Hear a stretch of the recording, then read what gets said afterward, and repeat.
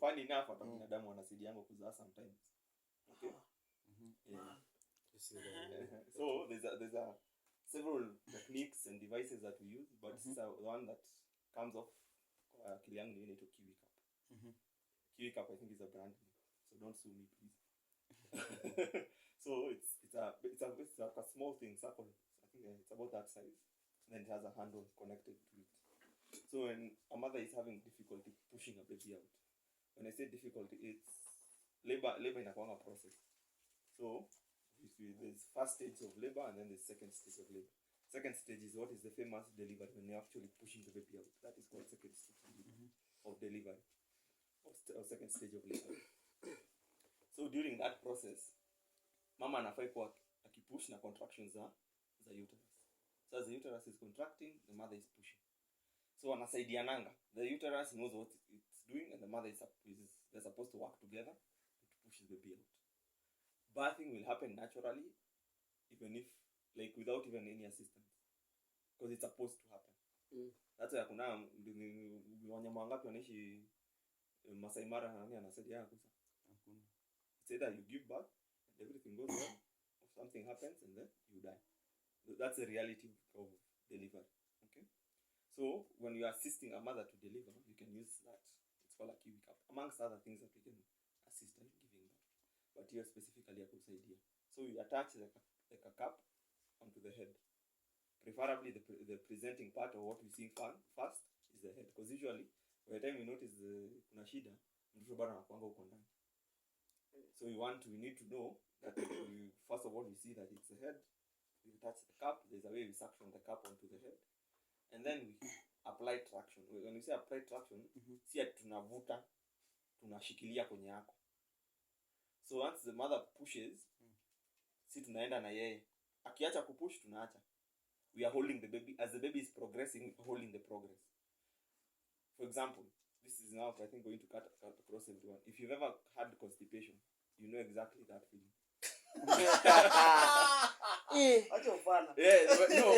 That's the closest thing I could describe, because half of everyone has never given birth. Four of us are men here. Nobody has ever given birth here. Yes. But I'm sure one of us at some point in our life we had an issue with constipation. So the way you push and it goes back in is the same thing, but the mama does and push the baby, and then akiachilia mtoto anarudi ndani. So all her energy in hiyo it's just back and forth. The baby is not moving. So that's why we use something like a Kiwi Cup kushikilia mtoto. So akipush afike pahali the contraction stops, anapumzika. Tunashikilia mtoto hapo kwenye yako. Akianza tena haanzi from zero. Okay? So whatever step she had made, now we supported until then. Now she pushes a bit more, tunaendelea na yeye mpaka mtoto anatoka. Okay, interesting. Yes. So wako pushing narudi. Push narudi. Sasa niko ichi kujua kwa device kama tengenezwa na. You can google it. It's very now with our phones technology. Information is at your phone. Umesema inaitwa aje? Kiwi Cup. Kiwi. Like the kiwi. KIWI. O kiwi ya rangi ya viatu. Kiwi ya rangi. Sawa. Kiwi Cup. Kiwi kikombe. I'm sure on YouTube you can also see it being used. Yes. I'm sure if you Google Kiwi Cup on YouTube, I'm sure you'll see a video of it being used. I think like an work kama to your story to ya nini ya plunger. So you na plug in hivi kwa kichwa alafu na reduce pressure kitu kama hiyo, so inashika hivi then. So basically works like a plunger. Yeah. Baby Okay. I don't know how you went from constipation to babies being born to baby plunger. It's a baby plunger, basically. Interesting. Okay. Nimejua so unaona that's how okay. Ni sawa. So that's why we are supposed to be by the way we were supposed to be walking. That's why animals, it's easier for animals to give birth compared to sisi. Wanyama huko kwa msitu wanajipanga tu. Yes. Huko lazima udipe sijui something. And that's why I was saying That's the reason why. Ruby. That's why animals are born more mature. Because Kangombe katazaliwa within the first hour of life. The kandama is walking, amenyonya. Basically, it's almost like it's mature, you know. But for our babies, we have to be born premature. So that's why majority of our existence as babies, you have to be dependent on somebody else. Ile maternal instinct ya wanyama ina kick in very fast than ours. No, washaanza kujua wanyama washaanza kujua kunyonya fast. It's their survival instinct. For them, if you're born and you just lay on the ground, you're somebody's snack. You get? Yes. Like if a giraffe gives birth, and it's similar to our situation, you give birth to a giraffe, the giraffe just lays there. A lion passes by, that's an afternoon snack for the lion. Now for us, we do the exact same. Babies are completely helpless. Kabisa, you leave a baby's born, mwache hapo to the cold, unapata hana manyoya, so you have to cover the baby. The baby cannot feed unless wewe umpeleke karibu na matiti. Haya zikaenda kutafuta matiti. Unaona? So all of this are disadvantages for walking on 2 feet. So nilikuwa na swali. Nimeget. So unajua hii discussion ilianzia kimchezo tu. Ati tuko na shida vile tunainuanga vitu kutoka chini. Kwanza mimi penye nilikuwa nafanya job kwanza manzi kubeba hizo maongopo kwa bakery. For the longest bana nikakuwa na hiyo back pain. Manzi nafika mahali hadi kulala. Siwezi doze. Sababu hiyo back lazima tu utafute angle. Ukitafuta ka angle fulani unajikunja kaka mpira. Inauma. Ukigeuka hii side mtu wangu sleepless nights. Nikaenda hosi. So nikapigwa x-ray. Nilikuwa nadhania manzi nilikuwa nitaanza nikasema kwa nitaanza kuona shida ya mgongo na niko hivi kijana jo na hata sijazalisha bwana. Bwana kutaenda aje unaona sasa kupigwa hiyo x-ray nikapatikana mgongo iko na shida. Daktari akaniambia niko muscle za mgongo zilikuwa zimestretch sana sababu ya kuoverwork. Nilikuwa nainua unga kutoka chini nikiekelea kwa mgongo, nilikuwa nainua vibaya. So akaniambia nipunguze kunini alafu na nikaambiwa dini usijui kama unaweza jua ati unafanyisha mgongo mazoezi. Kuna mazoezi fulani nilifanyishwa na shanga kwani niko yoga practice. Nini ile mazoezi ni bana mazoezi.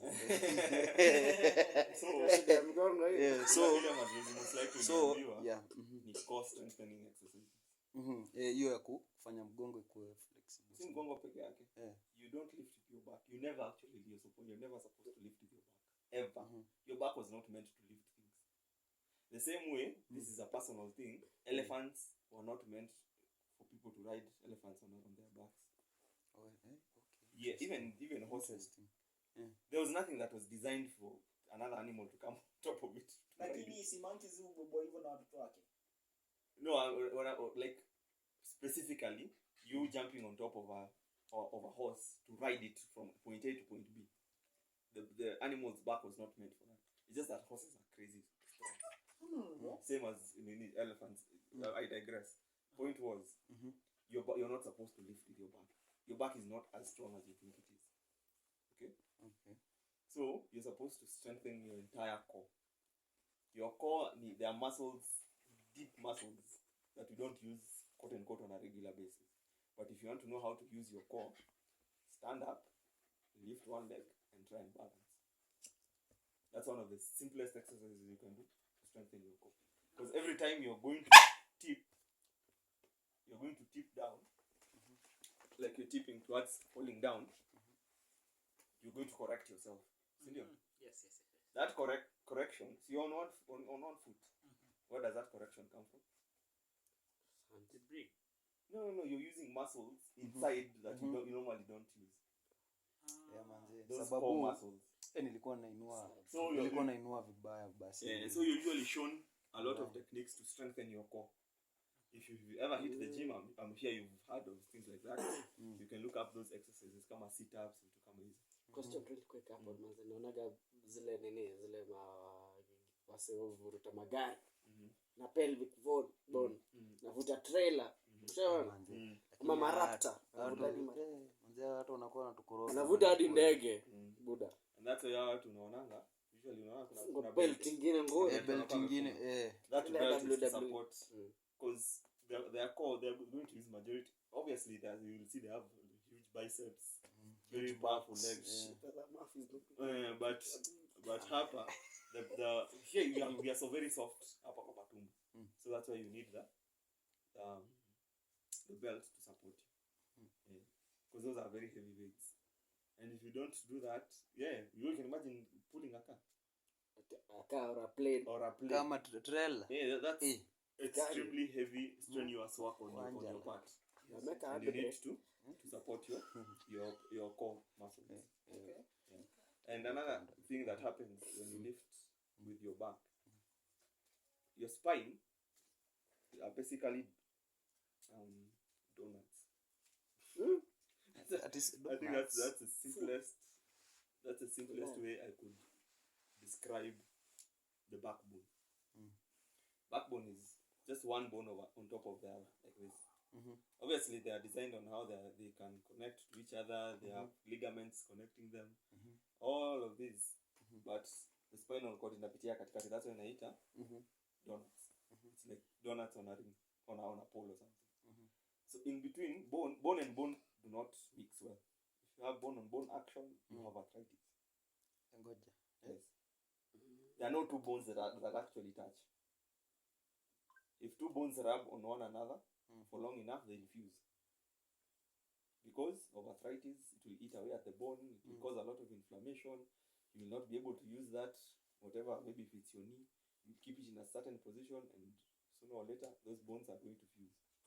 What do you do to avoid that? Arthritis is a whole deal. Obviously, for avoid trauma to your joints. Trauma like kugongwa, hii kwa tunaangukanga, wewe unaambianga mama yako acha kutembea na magoti, acha kuongesha magoti yako chini. There's a reason why she started doing that, by the way, because it can lead to something called traumatic osteoarthritis. So because of that continuous trauma, hiyo kushinda ukigongesha, it can cause inflammation. That inflammation now it degrades. We call it degrading the cartilage that is on the end of the bone. So that's what the bones are. It's a squishy material that allows your bone to glide over each other. Now in your back, the same thing happens, but now because it's one on top of the other, it's basically a sandwich. It's bone, a disc, bone, another disc, bone, all the way to the top. Okay, and that's when you look at a spine, you have things that I wish I had props in the nation. You have things, bones that are going outward. Unaona kuna kabone kanako kameinuka hivi juu, bone nyingine imeenda to the side like this. Those are all anchors for muscle attachment. But then there's a place that is solid, and then upper junior, your spinal cord inapitia. Now this solid part is where now the disc lays, and that is where all of your weight, that's in a transport weight from the top, your head, down all the way through your spine, into your pelvis, into your feet. So now if you do improper lifting, like for example, if you lift something heavy with your back and then twist, do a twisting action. I don't know if you can picture that. It's painful. You've lifted something before you're fully up. All the weight is supported with the back, and then you twist. It can pop one of those discs. And in between where those spinal cord, so the spinal bones, the vertebrae, are connected this way, they have nerves that are coming out on either side, called spinal nerves. So now, when the disc bulges or comes out, it can press on the nerve in your back, adding to the that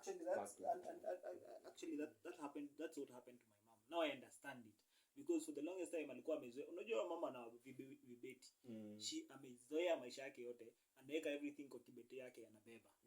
Yeah. So what happened is she carried this stuff for the longest time, and to a point right now hata ukimtoa kibeti bado uko hivi. She's like this. But that pain has caused her legs to have an nerve issue. We're spending a lot of money on treatment on the nerve on her nerves. And it's just a matter of a slipped disc. Vertebral disc. So that's what she's going through until date bado anakanga tu hivi. Niambia mom, hii side nyingine pia assume umeweka hii side. So it's already something pia mwili. But you sure mom doesn't have scoliosis? What is scoliosis? An S curve in your spine. No. You sure? Okay. When she was for the longest time amekuwa kisimama straight. Recently ndo notice anatembea hivi. Okay. That could be age, arthritis, changes. It happens. So either you go for surgery if it's that bad, where that disc is removed, or that the space for the nerve is okay. When I say removed, it's just to create space for that nerve. Where the nerve, it's pressing on the nerve, you create more room for the nerve. Wewe unafikiri utakangiza je mama mzee hivyo aingie theater? Utaanza ku explain. Na si hata fadhali atolewe kitu kutolia kushikwa backbone. People are normally very afraid. Waswaji ni hivyo pia. Yes. Waswaji unasikia ni akiinua weight sana na pande moja. Mpaka mwana aliinua akakuwa paralyzed. Unaona? Tunapata sasa ile side unaweza kuinua sasa nini hiyo design. Ni kweli? Wewe sikia story pia. Ni stories za ajabu. Wewe pia unajua hiyo maneno. Walai, sio. Huyu msee wa nini? Wa lifting wa weights. Unasema mgani? I mean nishasikia tu nini hiyo story. Stories za ajabu. Wewe unamjua? Haya, twende. Bado kweli? Inaweza training one side more. So kuna kwa sana hiyo nini imbalance. Si inakuwa saa zingine sana weights. The chances of that happening are less. More exercising one part of your body kiacha ingine. And if you do that, you're going to hurt yourself more. The pain that you're going to cause to yourself is going to make you stop. Really, where's the proceed? So you can imagine lifting, like doing a shoulder press with 30 kgs on this side and 10 kgs on this side. This one is going to bring issues. Because what happens when you're lifting 30, it's not your shoulder that is only doing this. It's an entire chain of muscles that is supporting that movement. So if you do that, and now it's heavy on one side, it's going to be an issue. Okay. It will most likely cause pain, and that pain will make you stop. So you have to progress and Interesting. Mimi pale kwa muscles nilikuwa nataka kujua. Nini ya muscle? Muscles kustretch. Spasms. Muscle spasm. Yeah, exact words. Yeah, nimekumbuka. Niko na muscle spasm. Is that a serious thing? If you do physiotherapy. Niliambiwa ati tingishe kiuno. Sio tingishe hapo. Spasm ni kufanya hivi. This is a spasm. Contracting, relaxing, contracting. Hiyo ndio spasm. Yes, tunaitanga stick. So, unaona nini? Like a cramp. The correct name would be a cramp. Kama cramp, a muscle cramp. Muscle. But now it's happening for muscles condensed. So they are spasming. So that is what is causing you the pain. If it continues for a long time, they can actually shorten. Not lengthen, shorten. And that now they can even make the back pain worse. So that's it. It's important to find hizo mazoezi. Ndio alikuwa nisema hata ni exercise your back. The most important ni ile tu la kato kikazo kiachiliwa. Karudi viti. Niliambiwa sawa. Nafuatilia hizo mazoezi bado kabisa. Inabidi nirudi kwa kufanya mazoezi vizuri sana. Kabisa. Ikileo kiachilia. Si jokes. Ni serious. Haya. Okay. Okay. Sasa at least nimejua ama unasema jelui. For sure. Kwa sababu vitu zote tunasema ni nini? Nakwambia tu ni aside. on the side to ile ndio elewe. But yeah, it's true. I mean your concept hiyo ya si bipolar iko on form pedestal biped.